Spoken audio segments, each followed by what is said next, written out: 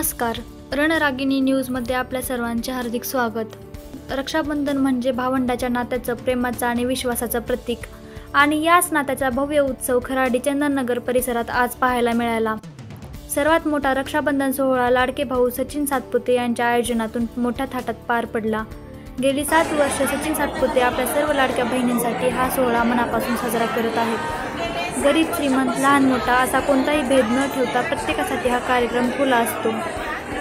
आजही सकाळपासूनच खराडी चंदननगर येथे बहिणींची रांग लागली होती.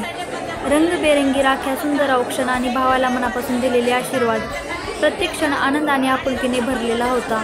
या सोहळ्याचे वैशिष्ट्य म्हणजे राखी बांधण्यासाठी येणाऱ्या प्रत्येक बहिणीसाठी चहा आणि नाश्त्याची खास सोय केली होती. पण यंदा भावाकडून दिलेली भेट बहिणींसाठी अधिक खास ठरली. खराडी चंदननगर येथील ज्यांनी सचिन सातपुते यांना राखी बांधली त्या प्रत्येक बहिणीला भावाकडून दर महिन्याला 1000 रुपयाचं गिफ्ट देण्याचं आश्वासन यावेळी देण्यात आलं.